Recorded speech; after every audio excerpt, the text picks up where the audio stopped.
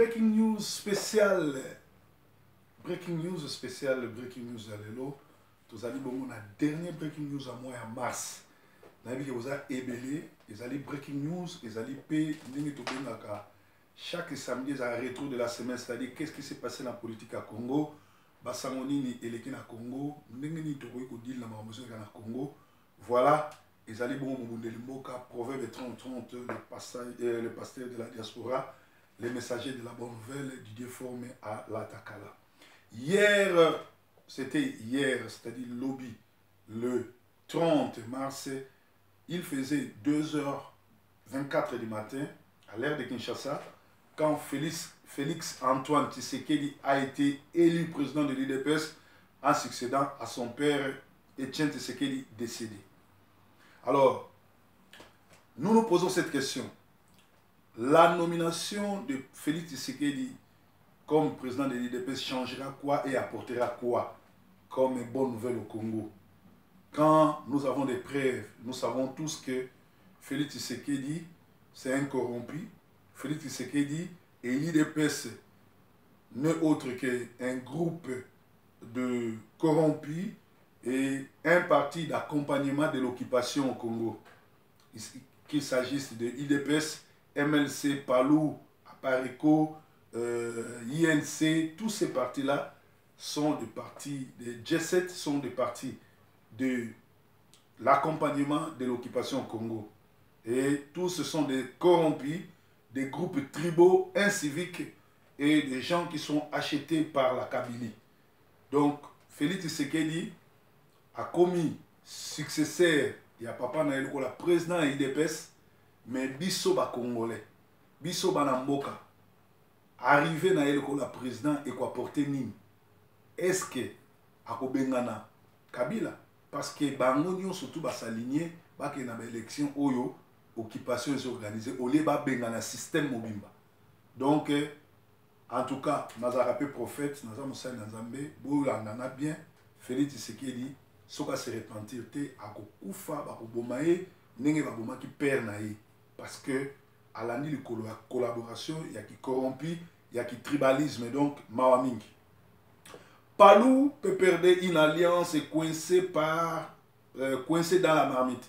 Palou n'a pas perdu l'alliance, mais il y a bolingo, chers amis et chers Congolais, c'est-à-dire cette alliance est coincée, mes chers compatriotes, j'allais dire, cette alliance est coincée dans la marmite parce que Palou a Andoki, Palou a jamais causé la partie lumumbiste, ils ont trahi le Mumba, ils sont dans la fausseté, ils ont commencé dans la fausseté et finiront comme ils ont commencé. Dossier, il y a nationalité dans le Congo. Na moni mikolo bolobeli nationalité bo bimisi ba preuve ba nationalité abatunyoso. Pour sali malam. Mais est-ce que ça dossier asika? Nous devons savoir que en commençant par Hippolyte Kanambe, Kengo Adondo, Robert Wakamere, tous ces énigmens là, tous ces criminels là sont des étrangers.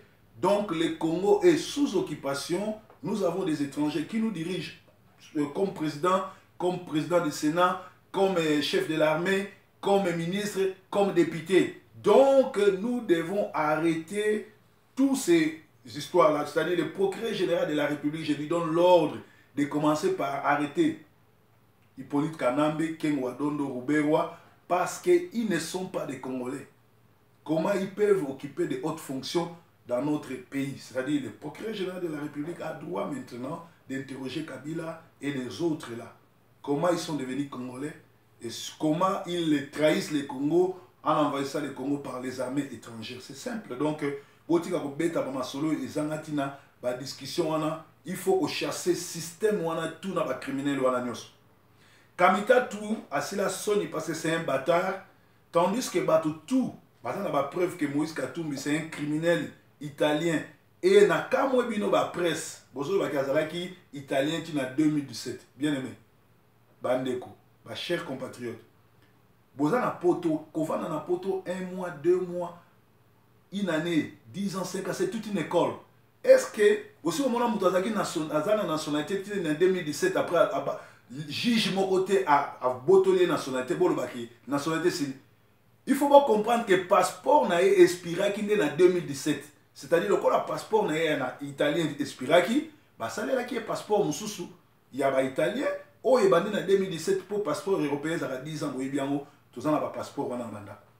Donc il y a un moment ni tango akende qui ko sala émission na collaborateur to collabo Eliezer, bah bilisi faux passeport. Il y a je crois passeport oh il y a l'accès qui a passeport, il y a ba congolais, il y a Eliezer. Il y a bon passeport en Italie, il y a moi qui était en Afrique du Sud.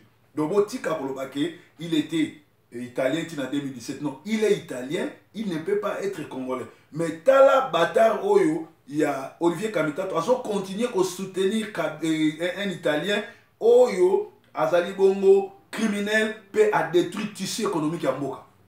Donc, Jija Kabino, peut Boroluka Batata Nabino, Borozonga place Uzaki. Opposition à RDC ezo inquiété nango Kabila te. Opposition à RDC ezo inquiété nango ba Rwanda te po ba somba bango pe ba koma club ya ba criminel.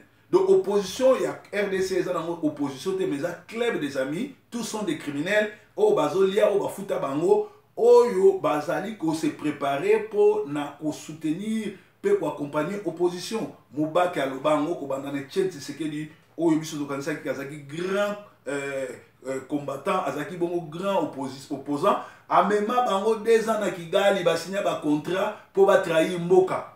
Donc opposition à Congo ba somba bango ba corrompu ba incivique toko compter sur bango te. Yango Kabila azo banga bango te, tala na ngonga oyo na est à Congo, Kabila azo tia kao pour élection salamate. Na ba côté nyonso tu est kuna bazo boma batu, mikolo nyonso ba boma batu. Calamité na autant de la bino place ni ba ucho boma batu. Est-ce que yoki opposition c'est ça les déclarations? Est-ce que yoki opposition et mati na créneau pour nous loba que Kabila faut arrêter parce que bidonyo surtout que c'est lui qui organise tout cela. Alors bokeba opposition à Congo ezo qui était dans Kabila te. Mais loko oyo Kabila zo banga ezali communauté internationale. D'ailleurs Kabila tremble devant communauté internationale. Donc opposant à Kinshasa bazali club ba criminel club des amis bango tout ba komana bango ba néocolonialiste ba o bazali bongo équipé ba o bazali bongo cultivé bokende na ba nini na bino na ba la rousse bokende na ba nini botanga bomona na dictionnaire boyeba néocolonialiste la xini mondele ayo so coloniser te mais azui na lingala ba benga bango to na Kongo mondele ndombe azui ndeko no muntu mwendo apesi ba rôle au Mundele Fubasala, mais il y a Batamina Sim. Le Rwanda, ils ont le rôle, il y a Mundele Ndombe. C'est-à-dire, Bisso, ba Rwandais, te bat coloniser, Bisso, Mundele, ba Batamina Sim, ba Rwandais, pour Bamona qui ba Rwandais, ba Sala, mais ba Rwandais, ba Sala erreur, parce que la guerre sera longue et populaire. Balinga te. Ndenge, révérend Ekofalo, ba qui ba médiocre au surtout. Ata boboto biso mboka lelo, boye bango, génération à banana biso. Bah récupérera ma belle nyos ba kilomètre carré nyos surtout bino botoli donc ils a peine perdu ba izine au salia ba coltan na Rwanda et pourtant fallait ça na Congo toko buka kango ba hôtel ba ndako botongi na Rwanda toko buka kango parce que zali mbongo wa Congo mais richesse na biso à Congo ma belle na biso na ba chef coutumier bobomi na obotie toko buka kango peut toko récupérer ma belle na biso. Pendant que l'armée congolaise s'occupe à massacrer de simples manifestants à Kinshasa sur l'axe Kassinji à l'est et Kichanga gauche, Kitu à Ituri, toujours à l'est du Congo, les villages sont décimés, les villageois sont massacrés, les motards qui ont entassé les biens pour s'enfuir sont bloqués à 5 km, il y a une barrière qui les bloque. Les opposants sont distraits dans la fausse élection, il y a président IDPS, puis dans la fausse déclaration, il y a Gizengi pour Akuma, candidat à présidentiel. Mais dans Congo, dans Est à Congo, dans Kinshasa, beaucoup d'insécurité, opposition de remonter. Alors Antonio Guterres est devenu le nouveau président de la RDC. Désormais, le secrétaire général de l'ONU, c'est lui le nouveau patron du Congo. Tout a été planifié et arrangé pour être secrétaire général. Il y a ONU, Akoma, donc Conseil à sécurité, va décider avec colère que Kabila soit écarté. Le Conseil a octroyé plein pouvoir au secrétaire général de l'ONU de suivre et de décider sur la crise en RDC. Croyant repousser l'arrivée de Guterres à Kin pour faire semblant de l'amadouer avec de fausses décrispations, M. Kabila est humilié de voir que désormais c'est Antonio Guterres en personne qui s'occupera de la décrispation politique et des élections. Et si cela ne lui suffit pas, M. Guterres a le pouvoir d'engager la SADC pour déboulonner Kabila. Je vais expliquer dans l'inal. Conseil de sécurité, bamoni ba black news surtout Kabila sali, bamoni nenga komi mutu makasi, bamoni nenga zo finga bango, ba longoli Kabila zo diriger sur Congo.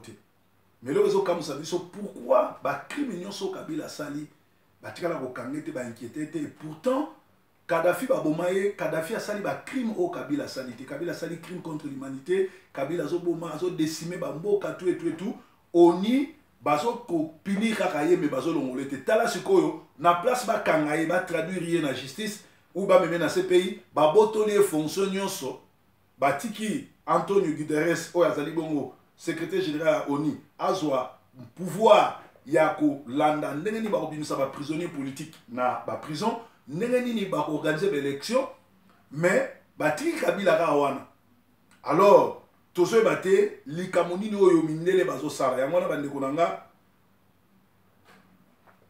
tozo tuna pourquoi les États-Unis, l'Europe ferment les yeux sur tous les crimes que commet Kabila.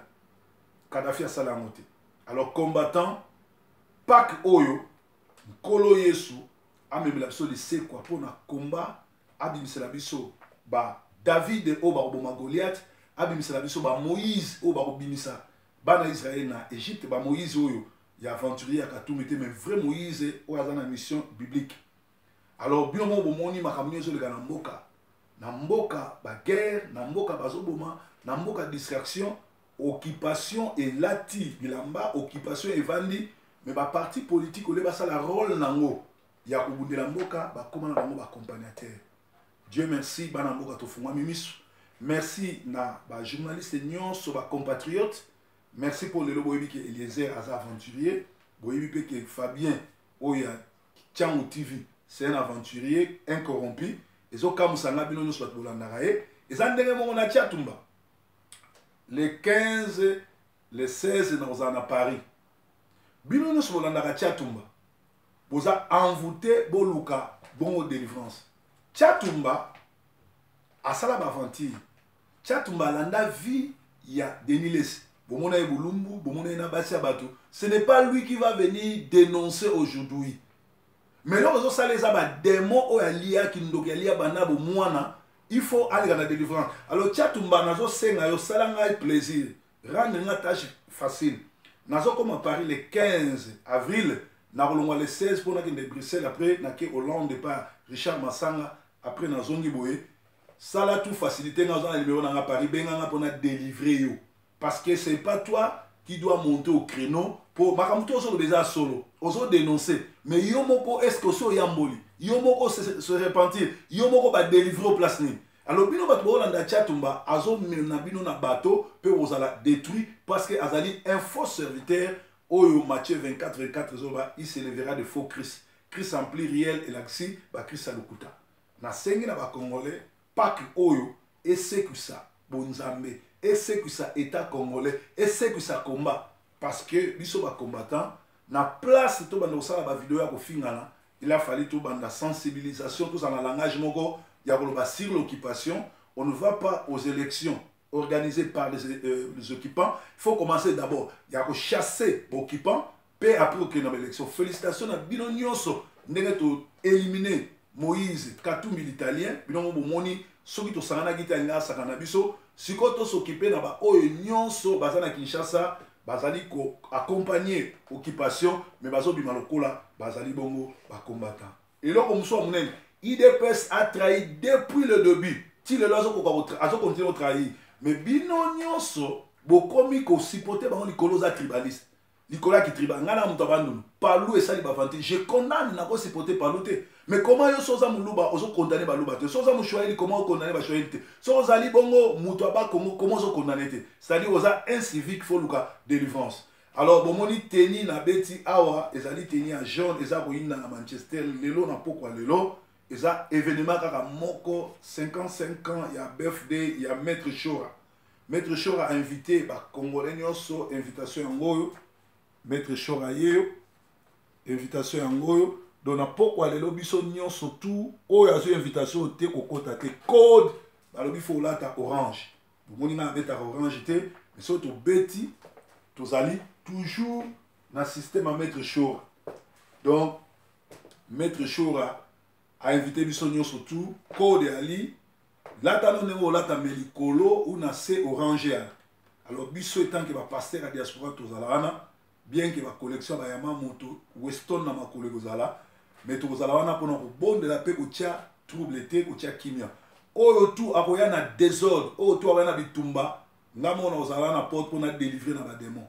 D'autres coups à la ils ont malam. Soko à Manchester, bah invité au thé, Lucas est bon pasteur à délivrer. Salon Edo, coiffure aux Alawana, et Willy Bilé la aux Alawana, Patrick Omba, bah aux Alawana, staff vraiment approuvé de 30-30. Donc tout ça, na Katia Mboka, Tostozongi, Kimia, ils n'allaient pas na Binoba, na Paris, tout le 15, le 15 avril, na Paris, na aux Alawana, pour une journée. Diamant Noir, tout ça, la bangé émission. Qu'est-ce qui s'est passé dans Brazzaville? On a préparé l'atterrissage na Kin 10 years ago. Après 10 ans, Didier Forma Malata Kala a okita Kin. Soyo ba okanga, bakanga. Soyo ba obomanga, ba bomanga. Parce que Mbonge Koki, il faut plutôt kita Kin et amabele na biso. Idéologie ezali, ata niere Kin, tozonga. Ezaki bongo breaking news en direct ya mongalem. Donc, on a mis le coteau, tout le monde a dit na fête, Maître Chora. Breaking news!